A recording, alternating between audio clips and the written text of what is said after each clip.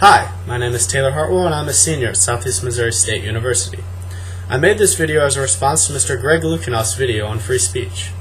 First off, let me say that I completely agree with the stance Mr. Lukianoff takes on free speech on school campuses. Being a mass media major, I'm expected to know the First Amendment like the back of my hand, which might explain why I believe that the freedom of speech and the free exchange of ideas are so important to the success of any institution, especially a school. However, the news that 71% of schools in the U.S. still currently have legislation that violates a student's First Amendment's right to free speech does not come as a surprise, especially since most school systems will do whatever they can to hang on to the fleeting control they have over what their students say and do on school grounds. After all, schools have been fighting the Constitution on the students' rights to free speech since Tinker v. Des Moines in 1969, the first decision by the Supreme Court to extend the right of freedom of speech to students. Then in 1988, school systems still were not yet ready to give up the control, and so the Supreme Court had to step in again and extend the right of free speech to school newspapers in the court case of Hazelwood v. Kuhlmeyer. However, a victory for schools would occur in 2007, which would continue to enforce the belief that as long as they did not get caught, schools could dictate what students could and could not say on school campuses. In the case of Morris v. Frederick, the courts ruled that schools could restrict student speech at school-sponsored events, even events that did not occur on school grounds. While this particular case had to do with illegal drug use, the true meaning of the case was that schools had finally found some solid footing in their stance on regulating students' rights and could now interpret this new legislation in a variety of ways. Although the court decision is well written, there are always loopholes to even the best laws. Essentially, schools had pushed the boundaries of regulating freedom of speech far enough so that they now knew exactly where they could and could not regulate in order to avoid getting in trouble. Basically, schools would do the bare minimum to pass through the free speech legislation unnoticed. Also, since most schools had school-sponsored newspapers, they did not have to worry about free press, because in the case of Hazelwood v. Kuhlmeyer, as long as the paper was school-sponsored, the school could dictate the content.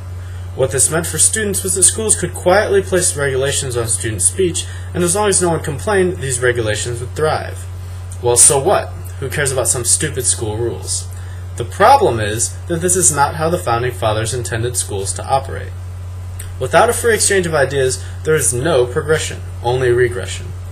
Whether one agrees with the student's right to free speech or not, one cannot argue with the fact that it is their right to say it.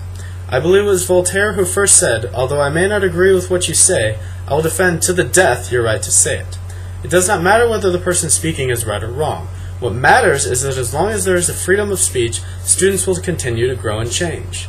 For example, there is a man named Brother Jeb who consistently preaches at my school. He does his speaking in front of the library, a traditional public forum, and all of you media buffs out there know that this particular type of location has the most First Amendment protection of all. What this means is that he can basically say whatever he wants, and there is not a thing the school can do to stop him.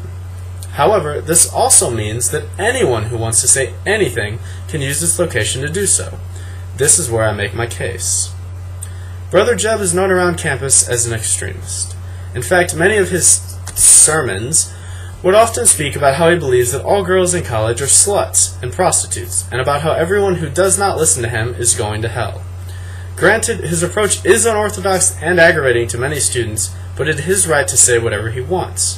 I am in no way condoning anything that he says, and in fact I myself believe that he is wrong and insulting in most of what he says. However, anyone who disagrees with him can give their opinions and defend their position. One cannot argue that he does get people thinking and talking, and isn't that what the whole college experience is all about? Exchanging and forming one's own unique opinions and ideas? Without freedom of speech, this exchange is lost, and everyone leaves college thinking exactly what they did before they came. Without this freedom, college is not simply a waste of money, but a waste of potential. It is for these reasons that I believe that schools should begin to do away with their unconstitutional rules and regulations that restrict students' rights to free speech. I understand that this is a big change for many schools, especially private schools, but public schools should be the first to take this leap of faith.